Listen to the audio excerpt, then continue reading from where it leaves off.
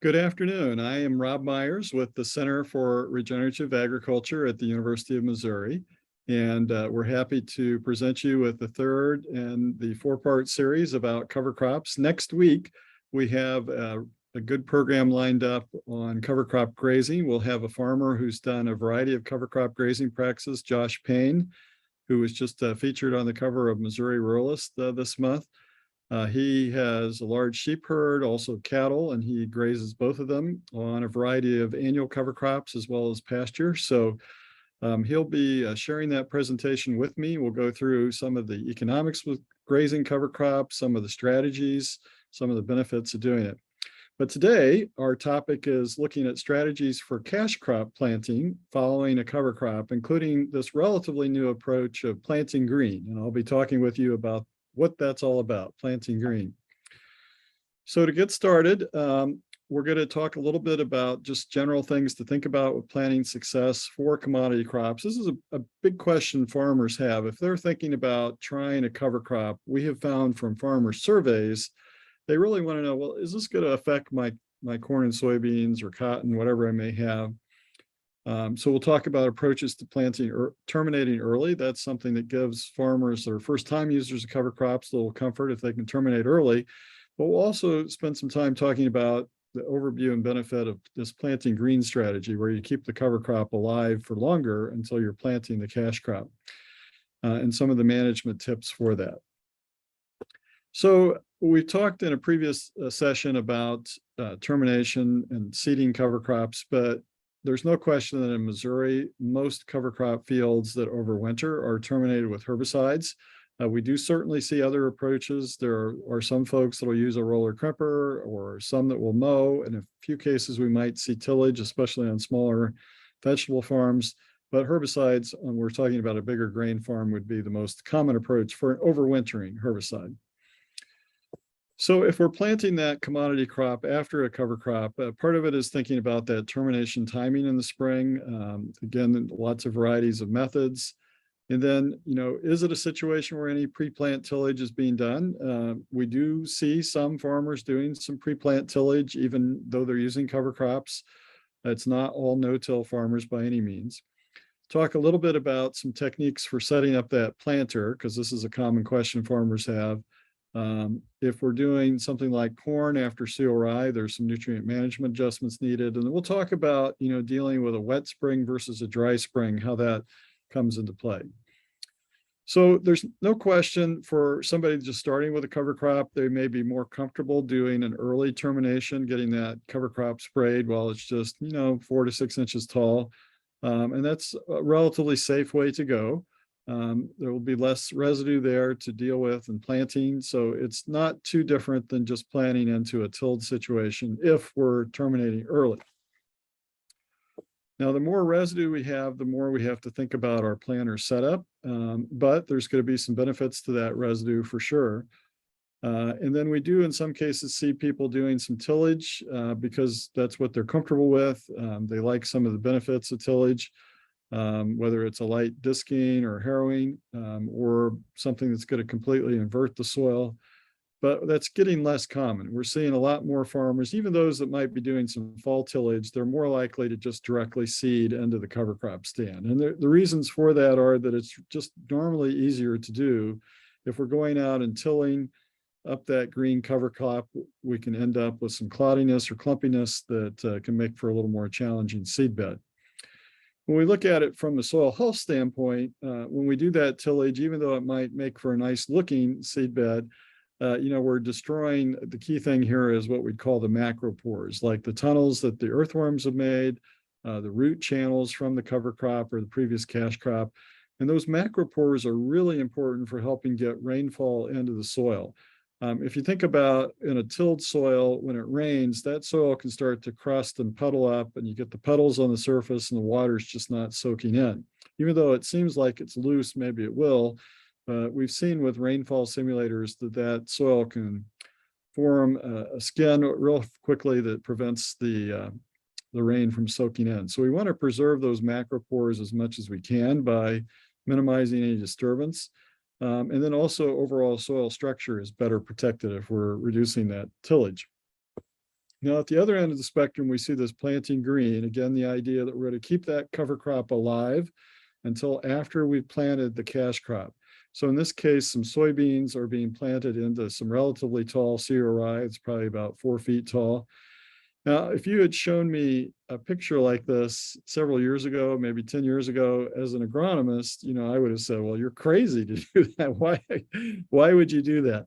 But what we're seeing is that more and more farmers are doing this. And there are some reasons that they do it, particularly a wet spring is a key reason, because that rye can help dry out the soil a little, make it easier to plant into. But it is a funny looking practice if you haven't seen that done before. Now, planting green doesn't have to mean planting into a really tall fielded cereal rye or some other cereal. It can be planting into a cover crop that's just a few inches tall. So here's an example into 6-inch tall cover crop. But at the other end, we see farmers planting into stuff that's 6 foot tall, which is rather amazing. You can see on the right side there, the marker bar. Obviously, you can't use the marker bar for figuring out where the next planter pass is. In that situation, you've got to have some sort of GPS or RTK system to help you know where to drive with the tractor. But it can work quite well. Here's some soybeans emerging through cereal rye biomass. So typically when we're planting green, we're going out there planting, the cover crop's still alive, and then either later that same day or usually in the next couple of days, that cover crop is being sprayed, such as with glyphosate, to terminate it. And then that soybean crop or corn crop will come on up through that residue just fine. So why would planting green be worth it? Well, one big factor is weed control. We're seeing more herbicide-resistant weeds, and the more biomass we can build, the more effectively we can control those weeds. That's been well studied by weed scientists. If we can get that thick residue mat, that's really helpful for some of these challenging weeds.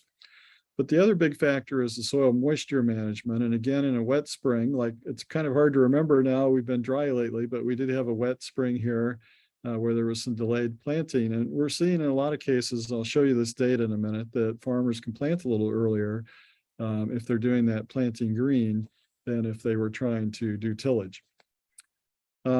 Compared to having already terminated the cover crop, or especially having rolled it, it may be easier to plant the corn and soybeans or cotton if those cover crop stems are still upright.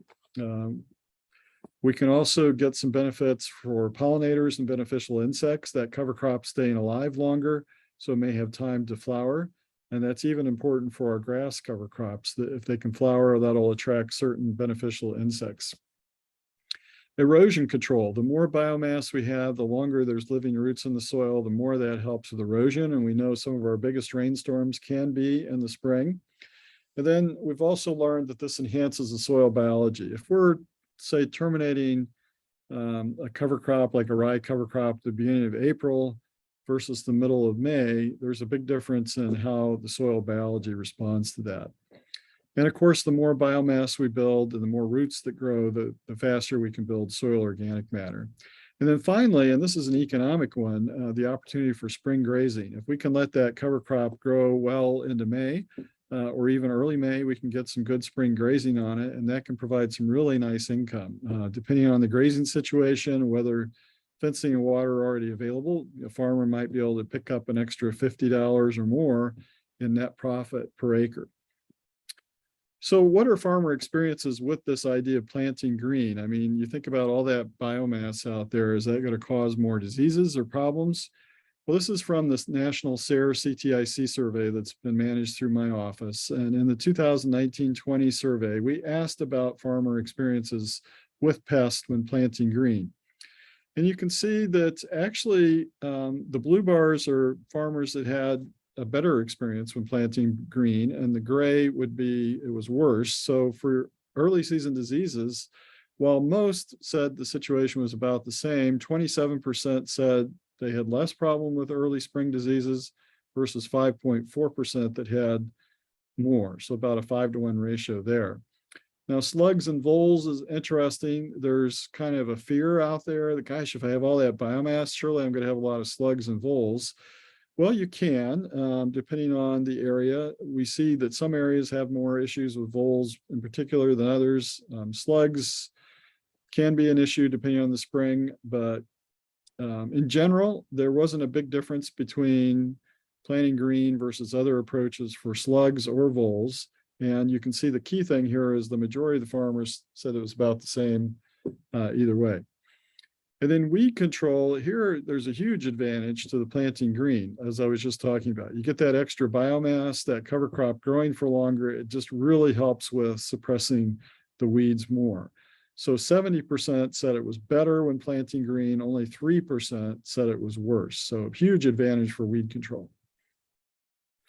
All right, so here's some corn following a cereal rye cover crop. And we do have farmers doing this because cereal rye is such a popular cover crop. I generally suggest to farmers to avoid planting corn after cereal rye, especially a first-time cover crop user. Now, soybeans after cereal rye works great. That's a really proven system. But corn after cereal rye can be a little challenging. If a farmer's going to do it for a first time, I'd say terminate early. That's a key. If they let that rye grow too long, it'll start to tie up some nitrogen. Now, you can overcome that by adjusting your nutrient management. We'll talk about that, but you can see the advantages for weed control. Here, this picture on the right shows some mare's tail coming in where there's no cover crop. And we see that quite often in fields because cover crops, especially cereal rye, really help with controlling mare's tail. So planting green in terms of cash crop management, does it make it easier or harder? So we have roughly thirds in each category. About a third said it made management simpler. About a third said the management was about the same complexity versus early termination of cover crops. And then the remaining third said, yeah, it's a little more difficult, but of those, 20% said that the benefits really outweighed the fact it was a little more tricky to do that management. Really only 5.4% said that, yeah, this was just too difficult for me. I'm not going to do it again.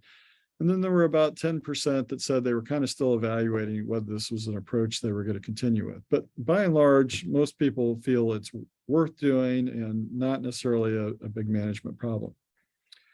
Now, one common question about planting green, you can see some really tall cereal rye. And this was a trial we did out at the University of Missouri's Bradford Farm several years ago.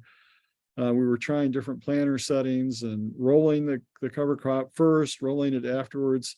You don't really need to do any rolling when you're planting green. First of all, the planter is going to knock down that rye, especially if it's tall or a winter cereal. But if you're terminating with rolling crumping, I'd say terminate it after you plant. There's some benefits to doing that, although it can be done in terms of rolling right in front of the planter. What we did find in that trial, and I've heard this a lot from farmers, is using appropriate closing wheels is really critical. So you see here a variety of closing wheels we were testing at Bradford Farm. A lot of planters for tilled situations have a smooth, round rolling wheel in the back that helps push the soil back together in the furrow. Most often that's a rubber closing wheel. Sometimes it's a round steel one, but they're smooth.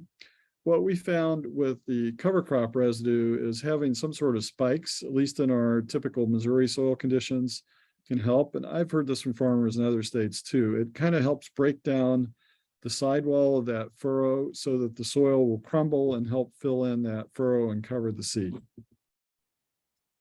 So just kind of remember that may be a change worth doing. Sometimes farmers will put both closing wheels as spiked ones. Other times they'll keep one smooth round one and then have a spiked closing wheel on the other side.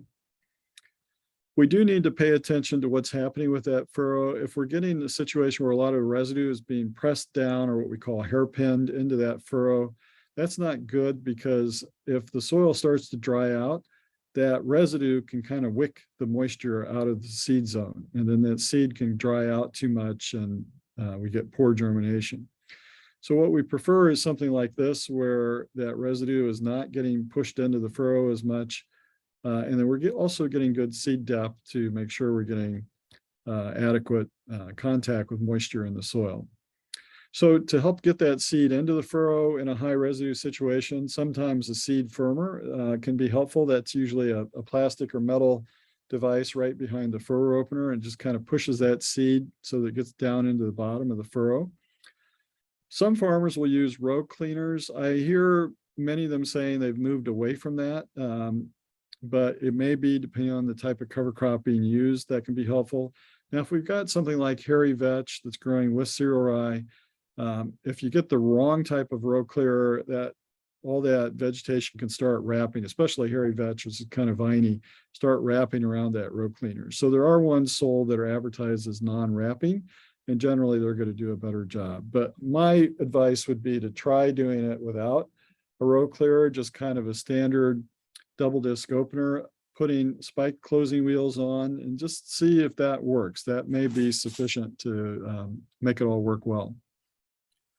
So back to the nutrient management, this is an important point. So if we're going to do corn after a winter cereal, especially cereal rye, but even after like winter wheat as a cover crop, we're probably going to need to adjust the nitrogen management. If we terminate that rye or winter cereal really small, like when it's just a few inches tall, then yes, we can just do our normal nitrogen management. But if we're letting that rye get bigger, like 2 or 3 feet tall, especially if it starts heading out, we need to add some more nitrogen at the time of planting the corn, because otherwise the rye is just going to tie up too much of the existing nitrogen in the soil, and that corn is going to start out kind of nitrogen deficient. So we can either add more nitrogen with what's called a 2x2 applicator. That's something that puts some extra, a band of fertilizer about 2 inches to the side of the corn furrow and a couple inches below it. Or if we don't have one of those on the planter, we can band some nitrogen over the row or just broadcast it as the simplest solution. And maybe put on 30 or 40 extra pounds at planting time to help get that corn off to a good start.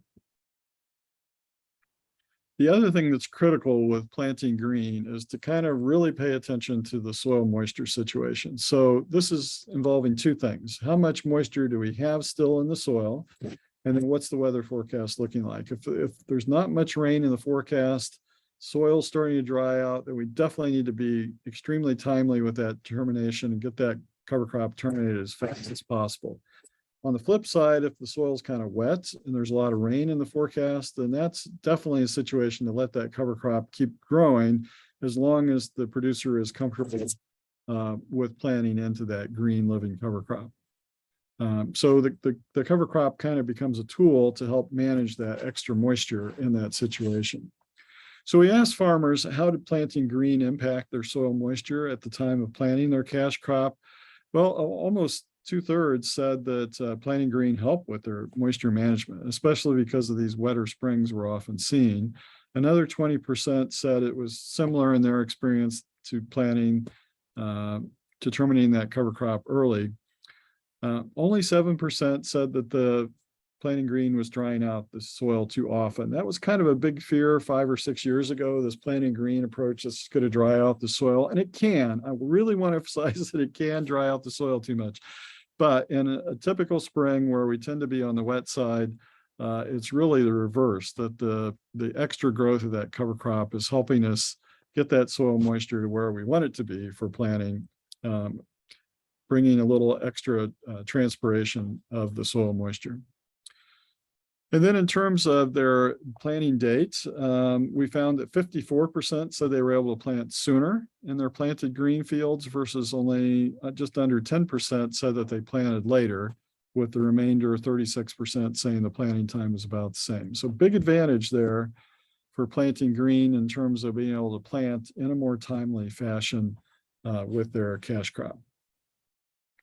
So summarize, we definitely want to adjust the termination timing to fit spring moisture conditions and our goals for weed management. We can terminate that cover crop early if the goal is to simplify planting or avoid nitrogen tie-up with a winter cereal crop before corn. The one thing I haven't said is we want to avoid a situation where we're terminating a relatively tall cover crop, like a 2 to 3 foot tall rye or more, like in that 10 to 14 day window before we go to cash crop plant. Because what can happen, you go in, you're not ready to plant, maybe the field's too wet, but you somehow get that cover crop sprayed.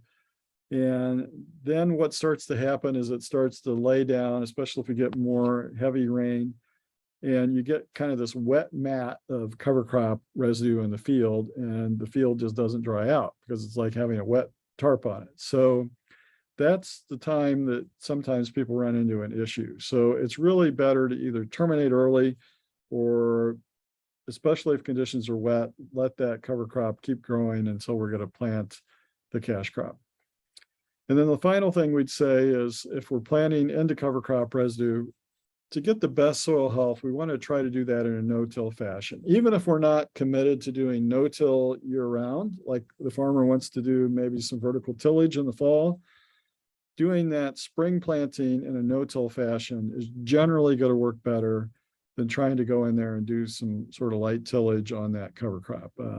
I've heard of more problems from that by far than just taking the planter in and planting into that residue. And it's better if the planter is set up for no-till conditions, but even a conventional planter probably can work as long as the residue isn't too heavy there. So to summarize the planting green part, again, planting green can definitely be an effective strategy to maximize cover crop benefits, but we do need to be prepared to make some adjustments to the planter. I haven't talked about removing a coulter. Those are often put in place in front of our double disc openers to kind of slice through any residue. We find that you can get the double disc openers to go into the soil more easily if we don't also have a coulter, because it kind of spreads the weight of the planter over both the double disc opener and the coulter. So taking that coulter off often helps. Again, maybe adjusting the closing wheels to have a spiked closing wheel. And then depending on the situation, either adding or removing a trash cleaning device that runs in front of the plant opener. Again, we may need to adjust nutrient management, especially doing corn, and monitoring that moisture of the soil and the rainfall forecast. And then definitely scout for insects. We can see sometimes situations where there's more insects. We might have a few more cutworms or armyworms in really green cover crop situations. Especially armyworms can be a potential issue, but we can get those in other even non-cover crop situations. And then just make sure we're focusing on getting that seed furrow closed. That's really important when we're planting into cover crop residue. And if we are doing planting green, we'll see some benefits from letting that cover crop go longer. So I will stop there and appreciate folks' participation. Happy to answer any questions.